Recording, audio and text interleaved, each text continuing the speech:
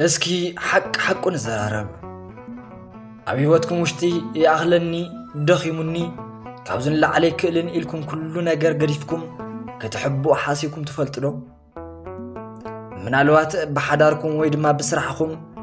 بناي بيت كريستيانا قلقلوتكم ون كخوني خيليو حق حيزن تقعز مكرا بزحني منتين تتصنع فترات أن يحني نعلم من قد زختو لقن أمتشتي نبرو إلكم بوشتكم حزينكم تسفانا مقراص بصيحكم تفلتلو إذا سمعت تسمعكم تنيرو بينكم يكونكمن قدمي كلتوش عمتيو كما هم إذا سمعت تسمعو حدا عبي سب نيرو إذا سب دخم ينبرن كما سكرتاوي يهودا ገንዘብ ፈታዊ ወይ ድማ ከሓድውን ይኮነን ናይ ጥንቲ ቤተ ክርስቲያን ከፍርስ ዝመጸጸለ እውን ይኮነን ታይዳ ዓበይት ተኣምራት ዝረአየ አብያተ ክርስቲያናት ዝተኸለ ኣብ ሞት ግዜ ምስ ዓብይ ሐዋርያ ምስ ቅዱስ ጳውሎስ ጎን ቆይም ዘገልገለ ዓብይ መርሕ ነይሩ ሽሙ ዴማስ ይባሃል ይኹን እምበር ኣብ ዴማስ ውሽጢ ሓደ ነገር ተሰቢሩ እግዚአብሔር አይጸልአን ነገር ግን መከራ ምሽካም ከበዶ ናይሮም እስር ቤት ቁሪ አጽምትን ትስርስር ኣብ መስቀልን ኣብ ምቾት ዓለምን ኮይኑ ከመዛዝን ጀመረ ንእሽተይ ሰላም ደለየ ንእሽተይ ዕረፍቲ ደለየ ሞት ዘይብሉ ምቾት ዘለዎ ናብራ ናፈቐ ዴማስ ንምኹናን ንሽኩል ንኾን ግን ሓቂ ንዘራረብ እንተንበሃል ንሕና እውን ካብኡ ብምንታይ ንፍለ ሎሚ ናይ ህይወት ፈተና እንትበዝሐና ናይ ኢኮኖሚ ችግር እንተድክመና ዘመኑ እንትኸብደና ሓቂ ገዲፍና ማዕተብና ሓቢእና ናብ ዓለም ምቾት ናብ በዓልና ተሰለንቄ ኸይድና ዘለና ክንደየኖቲና ንናይ ንእሽተይ ስጋ ዓረፍቲ ክንብል ናይ ዘላለማ ኹርታትና ንሸጥ ዘለና ክንደየኖቲና ናይ ዴማስ ታሪኽ ናተይ ናትኩም ንመስትያት እዩ ሐዋርያ ቅዱስ ጳውሎስ ኣብ ጸልማት ገዛ ኮይኑ ብዝጸሓፎም ንእሽተይ ቃላት ዴማስ ናይ ህይወት ዘመን ድኻምን ናይ ሰማይ ክብርን ብሓደ ግዜ ድምጽማጹ ጠፍአ ዴማስ እቲ ዓብይ ናይ ሰማዕትነት ተኽሊል ብግዚያዊ ናይ ተሰሎንቄ ፀሓይ ቀየሮ ኩል ነገር ረኺቡ ነገር ግን እዛ ዓለም ብምፍታው ዝበጽሖ ነገር ንምስማዕ ንሳይ ንእሽተይ ጽንሑ ምኽንያቱ ናይ ዴማስ ናይ ውድቀት ስነ ልቦና ምርዳእ ሎማዓንቲ ናይ በዓልና ህይወት ነድሕነሉ ዓብይ ጥበብና እዩ እሞ እዚ ናይቲ መስቀሉ ሓፈቢሉ ዝሰንደዮ ምቾት ዝመረጸ ናይ ዴማስ ታሪኽ እዩ ንሳና ጽንሑ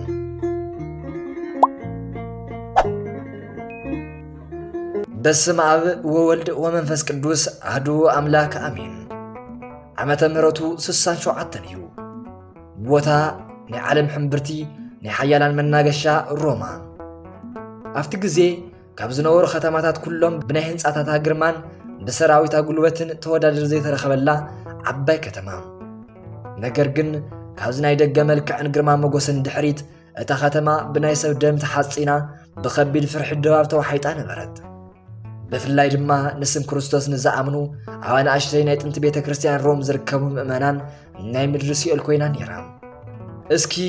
እዚ ድባብ ኣእምሮኹም ንምሕሳብ ሞክሩ ኣብ ሮም መንገዲ ዝስማዕ ናይ ኣፍራስ ኣሰር ኣብ ጸጥታ ዝዓሰለ ጸላም ሰንጢቑ ዝኣቱ ናይ ሮም ናይ ክብሪ ሓለውቲ ሓጺን ጫማን ናይ ሰይፋ ኣውያትን በብጸጉዕ በብጎደኑን ብፍርሓት ዝሽኽሸኹ ናይ ሰባት ድምፅን ኣብቲ ኣየር ድማ ናይ ሞት ሽታን ካብ ኩሉ ላዕሊ ድማ ምሸት ካብ ናይ ንጉስ ናይ ኣትክልቲ ስፍራ ዝለዓል ናይ ጥይት ሽታን ለይቲ ሙሉቕ ስማዕ ዝሓድር ናይ ሰማዕታት ኣውያትን ንኣእምሮ ዕረፍቲ ይኸልእ ኣብዚ ዘመን ኣብዛ ከተማ ክርስቲያን ምዃን ማለት ሎም ከም እናሓስቦ ነቲ ማሕበረሰብ ምግፋዕ ወይ ድማ ናይ ሓሳብ ኣፈላላይ ምክያድ ማለት ከይመስለኩም ክርስቲያን ማለት ናይ ፍርዲ ወረቐት ከም መሓዝ ማለት እዩ ኣኮ ሓወቦ ኣብ ልዕሊ ደቂ ሓው ጎረቤት ኣብ ልዕሊ ጎረቤት ዝስልለሉን ሓበሬታ ሓሊፉ ዝህበሉን ኣብዛ ናይ ጥርጥር ከተማ ማንም ሰብ መን ከኣምን ከም ዘለዎ ግራ ዝኣተዎ ናይ ጸልማት ግዜ ነይሩ እዚ ኩሉ ክለዓል ዝኽኣለ ቅድሚ 3 ዓመት ብ64 ዓመተ ምህረት ብዝተፈጠረ ሓደ ክስተት እዩ እቲ ዓብይ ናይ ሮም ምቅጻል ነታ ከተማ ኣብ ዝበልዓ ግዜ ሮም ሓመድ ኮይና እያ እቲ ዝዓበደ ንጉስ ኔሮን ነዚ ምቅጻል ነትባርዕ ባዕሉ ልዕልዎ ዝብል ንናይ ህዝቢ ንዴት መረጋግዒ ናይ ባዕሉ ወንጀል ክሽፍን እንትደሊ ኣብ ካልእ ኢኮነን ኢሉ ዝቐሰረ ክርስቲያን ተባሂሎም ዝጽውዑ ናይ ዓለም ምቾት ኣብ ዝነዓቑ ፍቕረ ብሰብኩም እምበር ካፍታ መዓልቲ ጀሚሩ ኔሮን ናይ ክርስቲያን ቅትለት ሰቂሉ ናይ ሕጊ ቅፅዓት ብቻ ይገበሮን ተውኔት ዝተመልኦ ናይ ህዝቢ መዝናነይ ይገብሮ እምበር ናይ ታሪክ ጸሓፊ ታስተስ ብድንጋጽ ከም ዝመዝገቦ ክርስቲያን ምስ ነፍሶም ብናይ እንስሳ ቆርበት እናጠቕለለ ብጥሜት ዝዓበዱ ኣኽልውቱን ክበልዑን ንኽምንጥልዎምን ሂቦም ነይሩ ኣብ መስቀል ቸንኪሩ ኣብ መንገዲ ይቕኖም ካብ ኩሉ ዝገነነ ናይ ኔሮን ዕብደት ድማ ምሸት ናፍቲ ቤት መንግስቲ ናይ ኣትክልቲ ስፍራ ኣብ ናይ ክርስቲያን ኣካል ሰውነት ዘይትን ስምዕን እናፍሰሰ ከምችዎ እናቃጸለ ኣብ ዝቃጸል ናይ ሰብ ብርሃን ማእኸል ኣብ ሰረገላ እናጋለበ ይሸራሸር ነበረ እዙይ ናይ ሆሊውድ ናይ ፈጠራ ምርኢት ከይመስለኩም ዝተገበረ ሓቀኛ ታሪክ እምበር እስኪ ንንእሽተይ ደቂቓ ጠጠው ንበል ፈታውየይ ፈታዊተይ እዚ ነግረካ ታሪክ ናይ ቀደም ነበርያ ነበረ ከይመስለካ እዙይ ናይ ትረኻና ዋና ገጸ ባህሪ ዝኾነ ዴማስ بعينو زرعيو بإذنو السمعو عصم تزاعتو ناب حقنيا فرحات مبر نايموت شتا زلوو حقنيا فتنا ديماس بب معالتو ختمان تنكاساس اب مسكال زنطلطلو حواتو يرئي مشاتم تدقس دما كمچو زقاصول ناي حواتو ناي سغا شتانا فنچو يمص لومي بناتنا زمن مكرا بصحنا فتنا حيولني انبلو نعلت علت نابرانا مسناش روم شبرا اسكان نصاصرو لومي سراح سلسعنا بيتسب سلازي مسرتنا نا ايكونومي چانا سلاز بزحنا ويون بمحورا ميديا سمعتنا سلازتنخه تفتنكو املاح سقبلن يلنا نماررينا كبيت كريستيان رحقنا ناي ديماسن ناي زومن كريستيان جن ناي ايكونومي وي دما ناي ترا سمعت يكونن نيرو فتنقوم زتأميني أنا بس أصلاً ناي سمعي حول نبرة ناتنا مسكال من الوقت من السبع زي مررداء ويدم ما ناي جنزب حسرت كخوني خيليو ناتهم مسكال جن قلب قال نحاس إنشنكارن دمن نبرة فتاويي لب الكاسم عني نايدي أولس عبي مسارحو حيلي كونن فرحات مبر فرحات أمري عور نمزازن يزابع امنتي بتخ صلا اسب كاب እግዚአብሔር ንምፍላይ ዝጥቀመሉ መሳርሒ ምፍረራሕዩ ኣብዛናይ ደም ጨና ዝመልኣሮም ውሽጢ ዴማስ ናይ ክርስቶስ ፍቅርን ናይ ኔሮን ሰይፍን ብሕልዩ ንኸመዛዝን ጀመረ ናይ ህይወት ፍርሓት መጽኦ ኣዕንቱ ውን ሸፈነው صلاي نعناون زواجنا خمزيو مجمريا فرحي أو لبنا يزر صباح تايكول بيت السبب بمتاي كم محضر سبات سلاهي مانوتي تايبلوني زمناوي كون كان فارع خان تبلو نخا زم مساسلو ناي زمننا أنا مساتات أو كريمينا يقوم أبزق زيزي لك قم ديماس الرأى أنا كافت ناي تسفاق قال كافت سمايا وقال يلعلمو نافت مراود حناتن نافت غزياو مچتن يزنبل مسقول غديفنا مچت نخنمرص وشتنا يدفافو اسكي حزن معلخا اب ناي ديماس ጫማ አምጥሞ حساب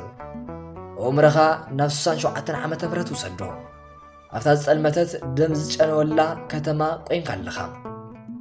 ማዓዙትካ ትማል ምሸት ባንበሳ ተወሊዖም ቅድምት ማል ሓቢርካዮም ዝጸለኻ ምእመናን ሎም ማዓንተ መስቀል ተሰቂሎም ኣለው ማንም ሰብ ንጎህ ምስ ወፀ ምሸት በሰላም ናብ ገዝኡ ናይ ምምላስ ወሓስ ይብሉን ሎም ማዓንተ ድማ ተሩኡናትካ እዩ ዝመስል እስኪ በሐቅ ተዛረብ ኣብዛ ቅጽበት ምስ ሐዋርያ ጳውሎስ ተቆውም ነርካዶ ናይ ክርስቶስ ስም ጸዊዕኻ ንምሟት ደረትካ ትህብ ነርካዶ ወይስ በዓልኻ ንኽተድሕን እግዚአብሔር ናይ ልቢ ይፈልጥ ድማ ብህይወት እንተይ ነይረየ ዘገልግል እምበር እንተሞይ ተዳ እንታይ ይገብር ብምባል ናይ ስጋ መቀባጠር ኣመኽንዮ ደሊኻ ትሕባእ ትኾን ዴማስ እዚ ኩሉ ሽብር እናረኣየ ኣብ ናይ ውሳነ መስቀለኛ መንገዲ ቆመ ካብኡ ግድዲሉ እውን ኩነታት ብዝበለጸ እናኸፉ መጹ መራሒኦም ናይ ክርስትና ዓምዲ ዝኾነ ሐዋርያ ቅዱስ ጳውሎስ ተታሒዙ ጳውሎስ ተኣሰረሉ ቦታ ድማ ካብ ናይ ሮም ጎደናታት ጭካነ ሁሉ ዝኸፍአ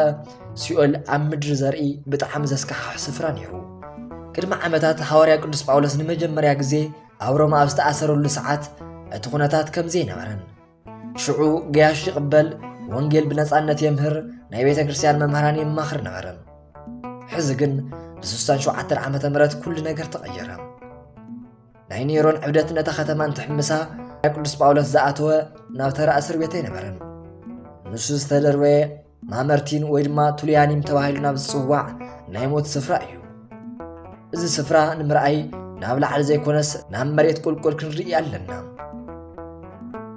ما مرتين نعبرت مع صوز اللو خفلي كونن كورم قدانات بتاعتي عصر تغلتش عمات الكتف زلو أنكر خوحي استفلفلة نايس المات قد دامبر مسكوت يولون نعير مأتوي يولون برهان يولون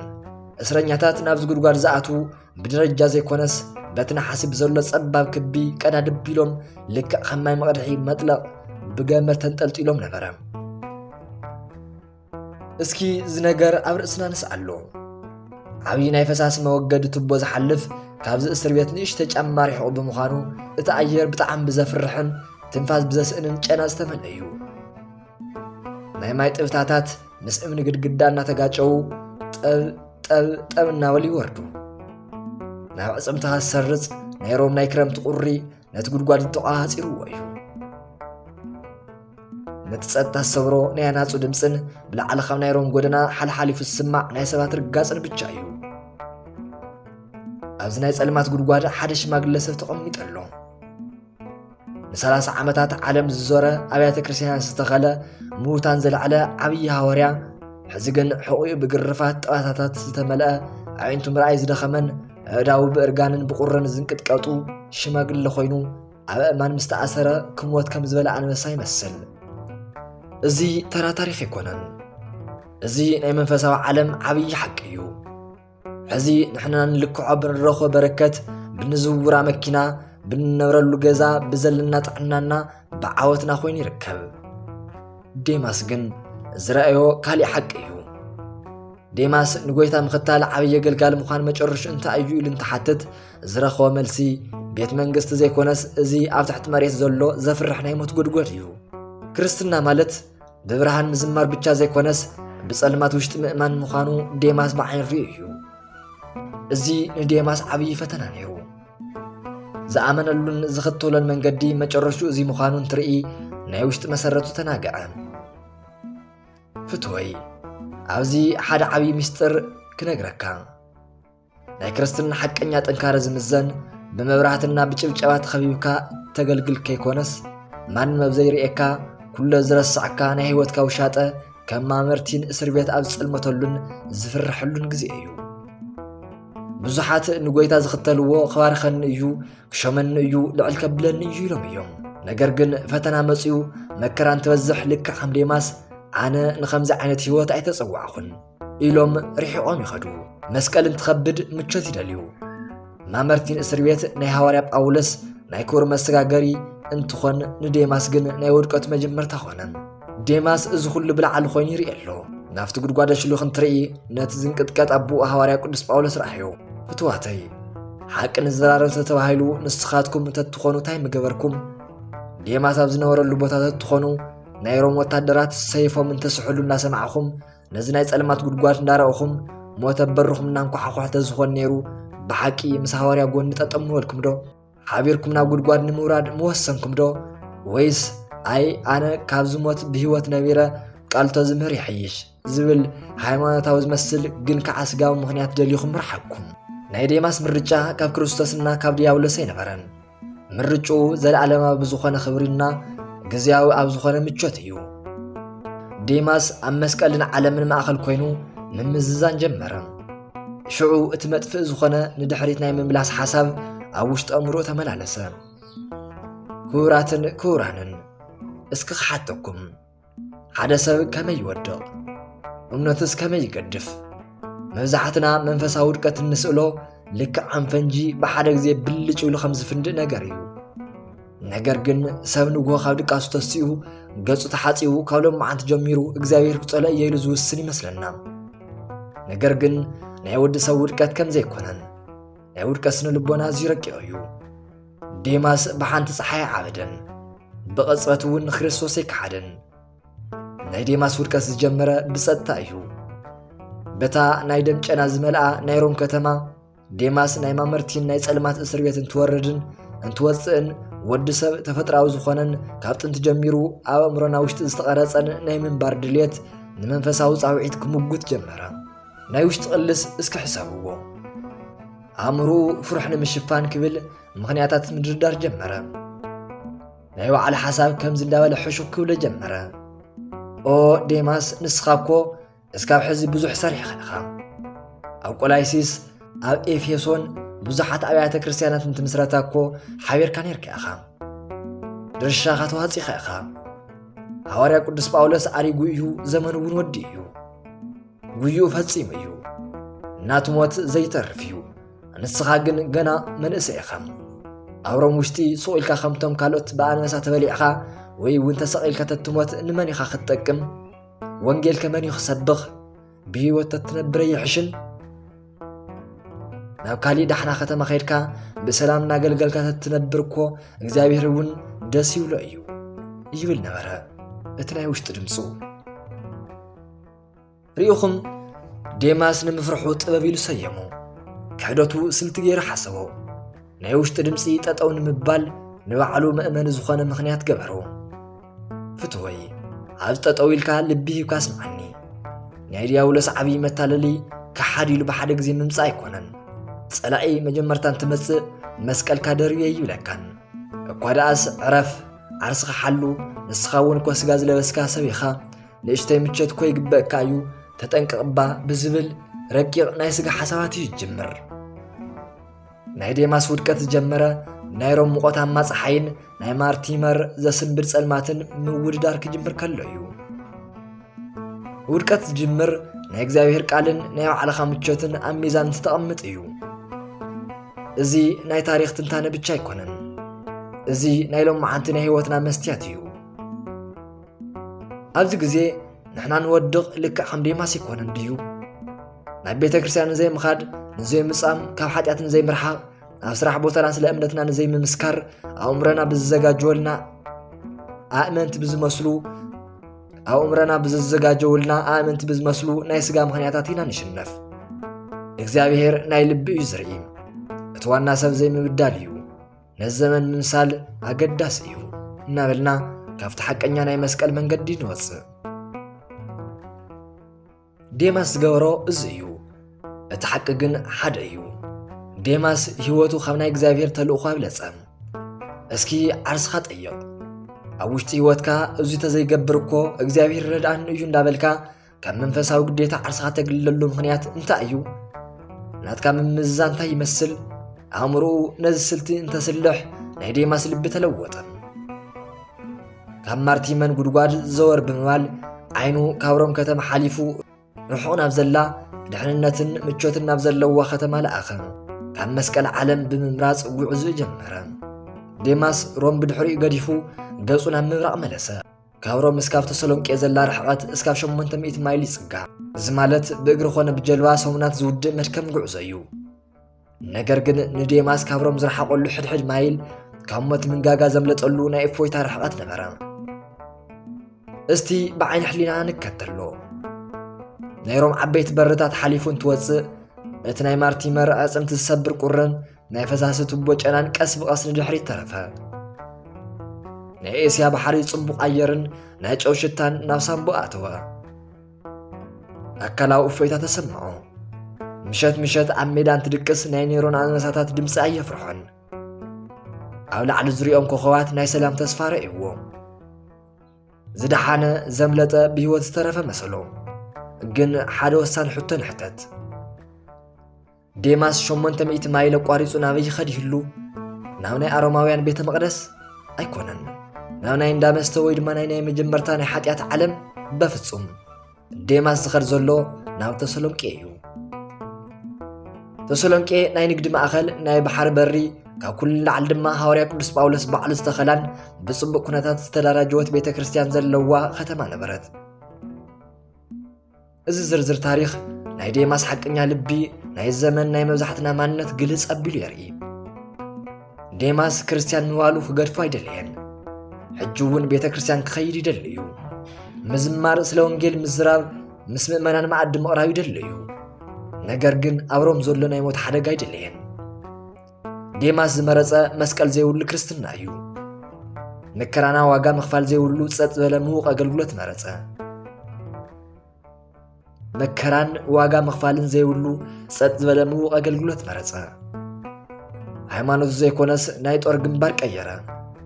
ካብ ቅድሚት መስመር ወፂኡ ምንም መከራ ናብ ዘይብሉ ከተማ ኸደ ፍትወይ እዚ ሓቂ ልቢልካ ስምዓኒ ናይ ዲያብሎስ ዓብይ ዓወት ንዓኻ ካብ ቤተ ክርስቲያን ምውፃእ ኣይኮነን ኣብ ቤተ ክርስቲያን ውሽጢ ኮይንካ ሽምካ ክርስቲያን ኮይኑ ነገር ግን መስቀልካ ክትድርብ ምግባር እዩ ጸላእ ክርስቶስ ከሓዲሉ ኣየግደካን ነገር ግን ክርስቶስ ብዘይ መከራ ተኸተሎ ኢሉ እዩ ዘታለለካ ናይ ዲያብሎስ ዓብይ ዓወቱ ንዓኻ ካብ ቤተ ክርስቲያን ምውፃእ ኣይኮነን ኣብ ውሽጢ ቤተ ክርስቲያን ኮይንካ ሽምካ ክርስቲያን ኮይኑ ነገር ግን መስቀልካ ክትድርብ ምግባር እዩ ጸላእ ንክርስቶስ ከሓዲሉ ኣየግደካን ነገር ግን ክርስቶስ ብዘይ መከራ ተኸተሎ ኢሉ የታለለካ ዴማስ ኣብሮም ካብ ዘሎ ሓደገኛ ናይ ሓቂ ናብራን ላዕሊ ኣብ ተሰሎንቄ ዘሎ ምቹውን ዘተኣማምን ዝመስል ሓሶት መረፀ ስጉእ ኣትረፈ ነገር ግን እቲ ዓብይ ጻውዒት ሃዋርያነት ሰኣነ ዴማስ ኣብ ጎደናታት ተሰሎንቄ እንትመላለስ ሰላም ዝረኸበ ይመስሎ ነገር ግን ብውሽጢ ብነፍሱ ኣብ ውሽጢ መዓሙቕ ሓደ ዘይድቅስ ናይ ሕሊና ረብሻ ወይ ድማ ጩኸት ኣሎ ኣቦኻ ኣብ ውሽጢ ጸልማት ጉድጓድ ሓዲግካ መጺኻ ተልእኾኻ ቋሪፅካ ናይ ሰማዕትነት ኣኽሊልካ ንናይ ምቾትካ ሸጥካ ዝብል ናይ ጸጸት ድምፂ ቀትሪ ምስለይቲ ይወቕሶ ምቾት ናይ ሕሊና ቁስለ ይፈውስን እዚ ታሪኽ ትምህርቲ ጥራሕ ይመስለኩም እዚ ሎም ናይ ቤተ ክርስቲያንና ፈተና ናይዚ ትውልድ ዓብይ ሕማም እዩ ሕዚ ክንደየነትና ኢና ናይ ዓርስና ተሰሎንቄ ዝሃነጽና ሽምና ናይ ኦርቶዶክስ ኣመንቲ ንኽንከውን ደሊ ነገር ግን ስርዓታን ጾማን ጸሎታን ኣይንደልዮን ማዕተብና ኣስሪና ነገር ግን ኣብ ስራሕ ቦታና ኣብ ቤት ትምህርትናን ኣብ ማሕበራዊ ሚድያናን ስለ ተሓቂ ምምስካር ዋጋ ምኽፋልን ኣይንደልን ምቾትና ኸይንከአና ምስ ሰባት ንዘይምበኣስ ወይ ድማ ዘመናዊ ኮንካን ተባሂልና ንዘይምግፋዕ ኢልና እምነትና ኣብ ውሽጥና ሓቢእና ብደገ ናይ ዓለም ቋንቋ ንዛረብ ልክዕ ከም ዴማስ ካብቲ ናይ ክርስትና ጦር ሜዳ ኣምሊጥና ምንም ፈተና ብዘይብሉ ሓጢኣት ስልጣነ ተባሂሉ ኣብ ዝፅውዓሉ ናይ ዓርስና ተሰሎንቄ ውሽጢ ተደላሊልና ተቐሚጥና ኢና እስኪ ሎሚ ብሓቅነት ዓርስኻ ጠይቕ ናትካ ተሰሎንቄ ኣየኑ እዩ ካብቲ መስቀል ንምምላጥ ዝተሓባእኻሉ እቲ ጫፍ ህይወት እንታይ እዩ ገንዘብ ድዩ ስልጣን ድዩ ወይስ ናይ ሰባት ጣቕዒትን ተቐባልነትን ምስኣን ፈሪሕኻ ዝሓባእኻዮ ማንነትካ ሓቂ ንምዝራብ ኩለትና ኣብ ውሽጥና ንእሽተይ ናይ ዴማስ ባህር ኣለና መከራን ትኸብድ እቲ መስቀል ማእገርና እንትጽዕኖ ዘወሪልና መምለጥ መንገዲ እንደሊና ነገር ግን ዴማስ 800 ማይል ርሒቑ ብስጉእ እንትዓርፍ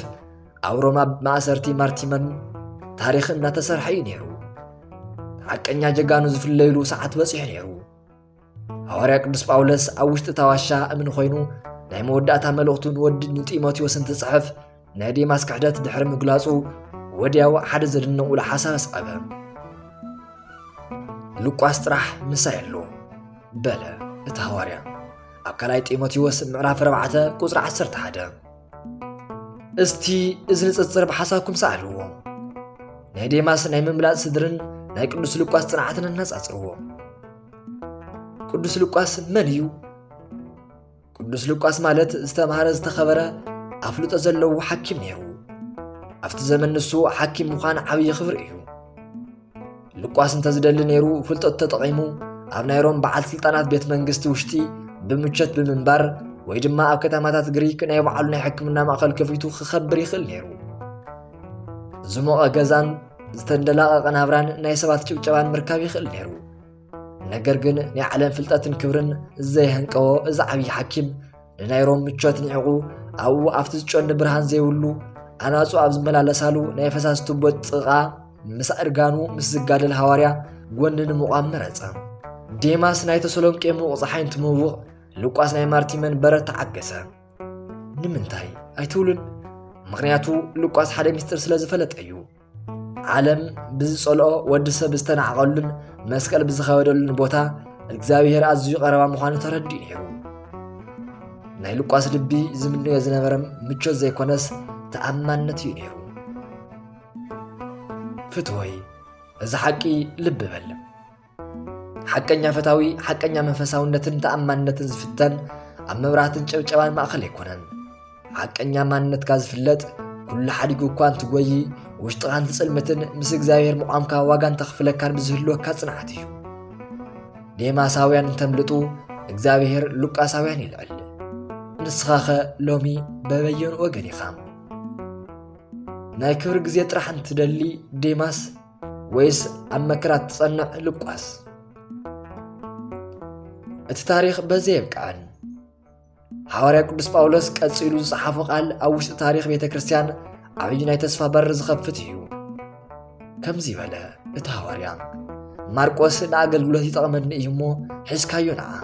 በሎ ንወዲ ጢሞቴዎስ ኣብዚ ሓንሳብ ደው ንበል ማርቆስ ኣስታዊስክሞ ዶ እቲ ኣብ ግብረ ሐዋርያት ምዕራፍ 13 ኣብ መጀመርታ ጉዕዞ ሐዋርያት ናይ ጵምፍልያ ተራራን ናይቲ መንገዲ መከራን ርእዩ ፈሪሑን ተስፋ ቆሪጹን ተልእኹ ሓዲጉ ዝጎየ ማርቆስ ሽዑ ማርቆስ ኣምሊጡ ናብ ናይ ኣዲኡ ገዛ ናብ ኢየሩሳሌም እንትምለስ ጳውሎስ ብጣዕሚ ሓዚንሉ ሓሊፉ ተሪፉ እውን ኣብ ካልኣይ ጉዕዙኡ ነዚ ዝጎየ ቆልዓ ሓቢረ ይወስደን ምባሉ ምስ በርናባስ ክሳብ ምፍላይ በፂሑ ነይሩ ንዓመታት ማርቆስ ካብ ጦር ግንባር ዘምለጠ ፈራሕ ኣቃውሙ ዝለቐቐ ተባሂሉ ታሪኹ ጸሊም ነይሩ ማርቆስ ናይ መጀመርታ ዴማስ ነይሩ እንተበልና ኣይነጋነንን ነገር ግን ተመልከቱ ማርቆስ ብእዋ ኣይተረፈን ወደቐ ግን ድማ ተስአ ኣድሕርሕረ ግን ድማ ብንስሓ ተመለሰ እቲ ፈሪሑ ዝጎየ መንእሰይ ናይ ሐዋርያ ጳውሎስ ናይ ልቢ ፈታዊ ንኣገልግሎት ይጠቕመኒ ተባሂሉ ዝተመስከረሉ ዓብዪ ጅግና ኾነ እዚ ማርቆስ ድሓር ናይ ማርቆስ ወንጌል ጸሓፈ ናብ ግብፂ ወሪዱ ናይ እስክንድርያ ቤተ ክርስቲያን ተኸለ ኣብ መጨረሻ እውን ኣብ ኣደባባይ ተጎቲቱ ናይ ሰማዕትነት ተኽሊል ተቐዳጀወ እዚ ናይ ዴማስ ዓብይን መሕዘንን ኪሳራ እዩ ዴማስ ዘድሕርሕሮ እኮ ልክዕ ከም ማርቆስ ምምላስ ታሪኽ ምሕዳስ ናይ ንስሓ በሪ ምንኩሕኳሕ ኣብ ዝኽእለሉ ሰዓት እዩ ነይሩ ዴማስ ዝሰኣኖ ግዝያዊ ምቾት ኣይኮነን ኣብ ታሪክ ክህልዎ ዝኽእለ ዝነበረ ናይ ክብሪ ቦታ ካብ እግዚኣብሔር ክቕበሎ ዝነበረ ናይ ሰማዕትነት ተኽሊል እዩ ንናይ ተሰሎንቄ ንጹህ ኣየርን ማይን ሕሊፉ ዝሸጦ ማርቆስ ካብ ውድቀት ተላዒሉ ናይ ዘለዓለም ጀግና እንትኾን ዴማስ ግን ዘለዓለማዊ ክብሩ ብግዝያዊ ፍርሓት ለወጠ ፍትወይ ሓደ ነገር ኣጥቢቅካ ሓዝ ኣብ ናይ ክርስትና ጉዕዞ ምውዳቕ ምፍታን ሓደ ግዜ ምፍራሕን ምድሕርሓርን ናይ ሰውነት ባህሪኻ ክኾን ይኽእል እዩ ከም ማርቆስ ተድሕርሕር ተምልጥ ትኾን ነገር ግን እቲ ዓብዪ ሓጢኣት ምውዳቕ ኣይኮነን ወዲቕካ ምትራፍ እምበር እቲ ዓብዪ ክሕደት ምምላጥ ወይ ድማ ምጉያ ኣይኮነን ብኡ ብዝጎየይዎ ናይ ዓለም ምቾት ኣብ ውሽጢ ተሰሎንቄ ተደላዲልካ ምትራፍ እዩ ማርቆስ ተመሊሱ ዓብዪ ሐዋርያ ኾነ ዴማስ ግን ብዝኸዱ ተረፈ ሽሙ እውን ናይ ክሕደት ምልክት ኮይኑ ተጻሓፈ ንስኻኸ ሕዚ ኣበይ እኒኻ ልክዕ ከም ዴማስ ፈሪሕኻ ጸሎትካ ገዲፍካ ኣገልግሎትካ ቋሪጽካ መንፈሳውነትካ ዝሒልካ ናብ ተሰሎንቄ ድሕርሒርካ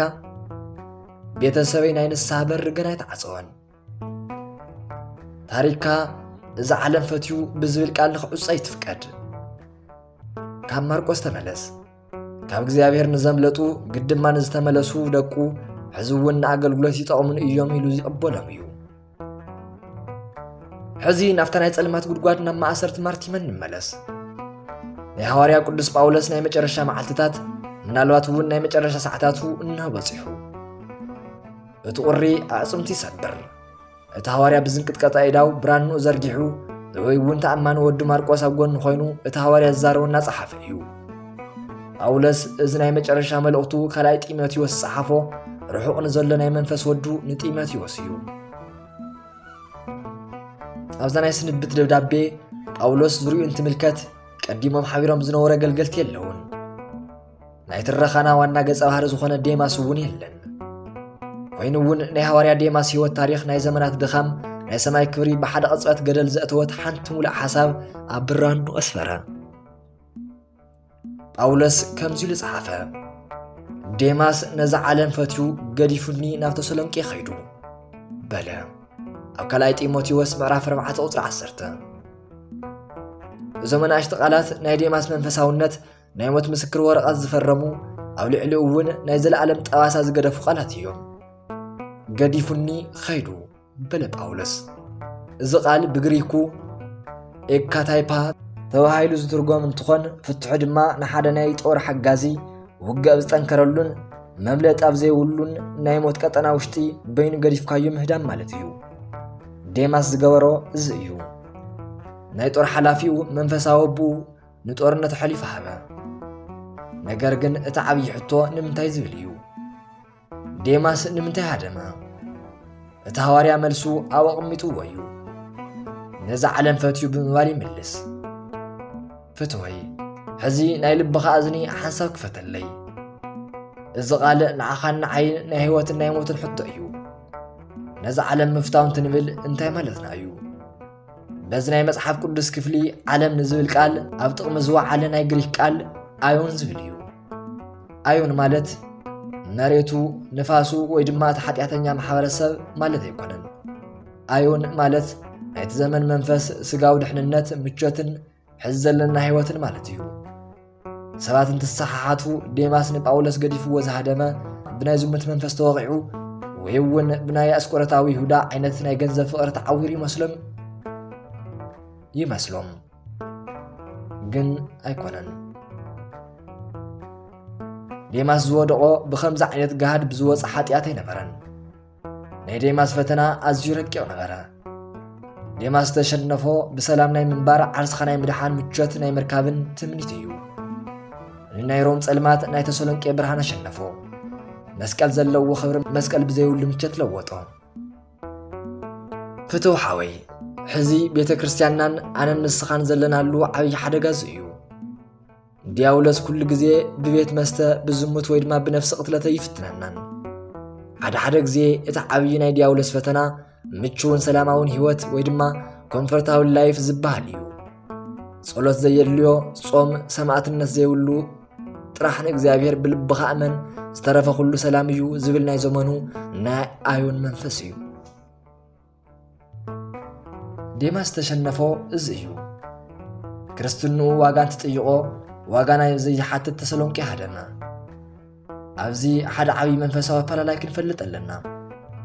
ክሕደትን ቦታኻ ገዲፍካ ምጉያይን ሓደ ዓይነት ኣይኮነን። ክሕደት ማለት ንክርስቶስ ኣይፈልጠን ኢልካ ምሕሓድ ኣብ ናይ ጸላእ ሰፈር ምስልላፍ እዩ። ዴማስ ግን ንክርስቶስ ኣይከሓደን እኳ ደኣስ ዝተመደወሉ ናይ ጦር ግንባር ዝተፀውዐሉ ናይ ኣገልግሎት ቦታ ገዲፋ ሃደመ። ክርስትና ድማ ኣቋም ይደሊ እዩ። ክሳብ ደም ጠብታ ምግዳል ይሓትት እዩ። ዴማስ ነቲ ጦርነት ኣይጸልዖን ግን ምቑሳል ፈርሐ። ኣኽሊል ደለየ ግን መስቀሉ ገደፈ። ዝኸበርኩም ቤተሰብ ሚድያና ብሓቂ ዓርስና ንመርምር። ክንደየኖቲና ሕዚ መንፈሳዊ ቦታና ገዲፍና ዝሃደምና ሃይማኖትና ይንኽሕድን እናበልና ነገር ግን ካብ ናይ ቤተ ክርስቲያን ኣገልግሎት ካብ ጾም ካብ ጸሎት እናርሓቕና ክንደየኖቲና ካብ ጾም ካብ ጸሎት ዝረሓቕና ክንደየኖቲና ብስራሕና ብሓዳርና ወይ እውን ብቤት ትምህርትና ፈተና እንትመፀና ንሓቂ ካብ ምቁዋም ንላዕሊ ስቕታ መሪፅና ናብ ምቾትና ዘድሕርሕርና ክንደየኖቲና ምናልባት ንስኻ እውን ሎማዓንቲ ልክዕ ከም ዴማስ ማንም ከይረአካ ኣብ ውሽጢ ልብኻ ሻንጣኻ ተሸኪምካ ናብ ተሰሎንቄ እናሃደምካ ትኸውን። ግን ኣስታውስ ዴማስ ዝተረፎ ሒደት ናይ ስጋ ዓድመ ጥራሕ እዩ። ሕዚ እታ ናይ ተሰሎንቄ ፀሓይ ጠሊቓ እያ። ዴማስ እውን ሓመድ ኮይኑ እዩ። ዝቐረየ ግን ኣብ ቅዱስ መጽሓፍ ንዘለኣለም ዝተጻሕፈ ናይ ውድቀት ታሪኹ ጥራሕ እዩ። ንስኻ ኸ ታሪክካ ብምቸትካ ወይስ ብመስቀልካ እዩ ዝጽሓፍ? ናይ ታሪኽና መጨረሻ ጸጥ ዝበለ ነገር ግን ኣዝዩ ልቢ ዝሰብር እዩ። ታሪኽ ከም ዝነገረና ኣብ 67 ወይ ድማ 68 ዓመተ ምህረት ከባቢ ናይ ሮም ወታደራት ናፍታ ቀያሚት ማእሰርቲ ወረዱ። ንሃዋርያ ቅዱስ ጳውሎስ ኣውፅእዎ። ካብ ከተማታት ሮም ኣውፅኦም ኣኳስ ሲልቪያ ናብ ዝበሃል ናብ ናይ ኦስቲያን መንገዲ ወሰድዎ። ኣብታ ትሕቲ ደመናማ ናይ ሮም ሰማይ ዓለም ዝረአየቶ ዓብዪ ሃዋርያ ብግልወቱ ተንበርከኸ። ናይቲ ቀታሊ ሰይፊ ንላዕሊ ተለዓለ። ብሓንቲ ቅጽበት ቅዱስ ጳውሎስ ጉይኡ ወደአ። ናይ ሰማዕትነት ተኸልዩ ተቐዳጀወ። በዛ ታሪኻዊትን መፍርሒትን ቅጽበት እቲ ተኣማን ሓኪም ቅዱስ ሉቃስ ኣብ ቀረብኡ ኮይኑ ብንብዓት እናጸለየ ይኾን። ቅዱስ ማርቆስ በቲ መንገዲ እናተጓዓዘ ክኾን ይኽእል። ግና ዴማስ ከ ኣበይ ይነብር? ዴማስ 800 ማይል ርሒቑ ኣብ ተሰሎንቄ ነይሩ። ምናልባት እውን በዛ ሰዓት እዚኣ ኣብ ኤሽያ ዝነፍስ ንጹሕ ኣየር እናተንፈሰ موق زبل معدنا تمجه خون يخيل ديماس حرق أين مرون ديماس بسلام بمشت بهوت النيرو نجرجن كل نجار سئن النيرو ديماس كاو اندحار نبوزح عمتات بهوت كنبر يخيل عريقو صغر سيو من الواتون أوش تسلونكي بيت كريستيان كافيلو نحسبو عروتات من مسيو نصها قدم مستعبي هواريا مس قدس باولس حبير كاين مركان إلى انتحاتو ديماس انتاي لي ملس يخون ديماس جزا عيداوي ملكات عيداو كامنا سماعت النت دم نصهانيين نجرجن كاسمايا خليلون بادوئيين هو حبيريين يرى إلي ملس يخون نجرجن اكزابير يفلطيو نجزا حلين اون يفلطيو اتحاون تጓሃሃር اتمسكال تخبد حديقو خمز حدمم ديماس أكلاو هيوت ترفا نجرجن منفساو تاريخو ناي سماي كورن ناي زلعلم رستن سعنا اتازفتو عالم أرقت موتتون نسوون حوير وامتا ناي سلعلم كبري بقزياو استنفاس لوتا فتوي إذا قال أول بخاص حفو ذات قويلا اتلف علا مسكال كحريكات كواتر الله زلخ علم حلافيتيا ديماس فتواروم تكون تسلونكي حزي فرس راسيين اتمجت حليفيو اتسقاون حمد كوينيو نقرقن تاريخو أم مصحف قدوس ان زماناتنا تنمبي نبر حزي نسخاون نسقا ختبل اتهاد محاكي اتقادفو صولوت اتبتو سمعتب صباح أو سماياوي مزقب تاريخ خوين خد صحفيو زي عالم فتيو زبل قال نايوت كام التقال خيخون تتنكا زخبركم مدمستي حزد تركبو أبيو أفتحكن ناي مسكال منقدن أو نايروم جنبار قوينكم نيخم ويس بجاتنا مدلاي واغان زي مخفال كتولو أبقزات سلونك يخم وشتت حابيخم ازي ناي ديماس تاريخ انت تسمعو وشتقوم زناخو ناقر انتهاليو ناي ديماس نوشتي باري أو وشتخلت ناس لزليو كلاتنا اتمسكال انتخبدنا عدهاد مولو تسلونك إلنا جن حدا بسرات كنقرأكم حواري قدس باولس نتيموتيوس كرمت خياتو نختمص تغاهلو ونيرو كرمت انتاتو رواتات بوحد مليون من قد يعصو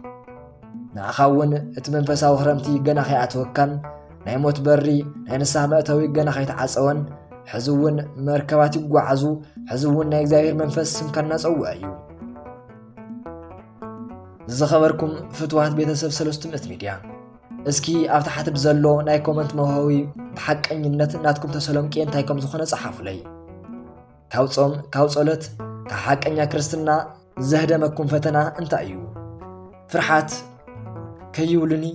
لا ገንዘብ ፍቅሪ ወይስ እዚ ሶሻል ሚዲያ